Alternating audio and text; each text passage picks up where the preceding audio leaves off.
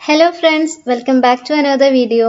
അപ്പോൾ ഇന്ന് ഞാൻ വന്നിട്ടുള്ളത് നല്ല റിഫ്രഷിംഗ് ആയിട്ടുള്ള ഒരു അവിൽ മിൽക്കിന്റെ റെസിപ്പി ആയിട്ടാണ്. നമുക്കെല്ലാവർക്കും ഓരോ തരത്തിൽ അവിൽ മിൽക്ക് ഉണ്ടാക്കാൻ അറിയാം.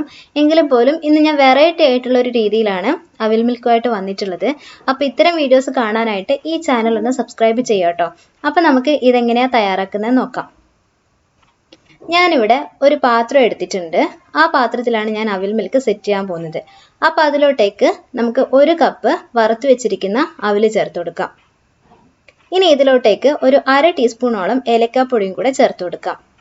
ഇനി ഇതിലോട്ടേക്ക് ഞാൻ ചേർക്കുന്നത് ചെറുതായിട്ട് അരിഞ്ഞു വെച്ചിരിക്കുന്ന മൈസൂർ പഴമാണ്. നിങ്ങൾക്ക് ഏത് പഴം വേണമെങ്കിലും ഉപയോഗിക്കാം ട്ടോ. ഇനി അതിന് ശേഷം നമുക്കിത് കൈവച്ചിട്ട് നന്നായിട്ടൊന്ന് ഉടച്ചു കൊടുക്കാം.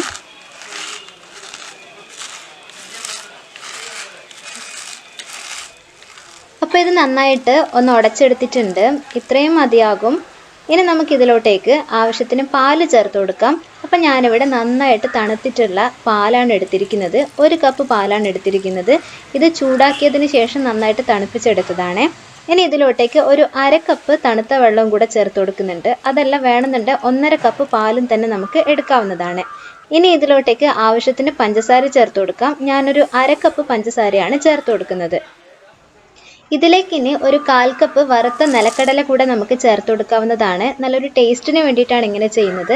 അതിനുശേഷം നമുക്ക് സ്പൂൺ വെച്ചിട്ട് നന്നായിട്ടൊന്ന് മിക്സ് ചെയ്ത് കൊടുക്കാം. പിന്നെ ഞാനിവിടെ പറഞ്ഞിരിക്കുന്ന ഇൻഗ്രീഡിയൻസ് ഒക്കെ നിങ്ങളുടെ ഇഷ്ടത്തിനനുസരിച്ചിട്ട് കൂട്ടിയും കുറച്ചൊക്കെ എടുക്കാവുന്നതാണ് കേട്ടോ. ഞാനിവിടെ ഒരു അളവ് പറഞ്ഞെന്ന് മാത്രമേ ഉള്ളൂ. അപ്പോൾ ഇത് നന്നായിട്ട് മിക്സ് ചെയ്തതിന് ശേഷം നമുക്കൊരു സെർവിങ് ഗ്ലാസ്സിലോട്ടേക്ക് സെർവ് ചെയ്യാവുന്നതാണ്. അപ്പോൾ നമ്മുടെ അവിൽ മിൽക്ക് ഇവിടെ റെഡി ആയിട്ടുണ്ട്. ഞാൻ 2 സെർവിങ് ഗ്ലാസ്സും എടുത്തിട്ടുണ്ട്. അതിലോട്ടേക്ക് നമുക്ക് ഈ റിഫ്രഷിംഗ് ആയിട്ടുള്ള അവിൽ മിൽക്ക് ചേർത്ത് കൊടുക്കാവുന്നതാണ്.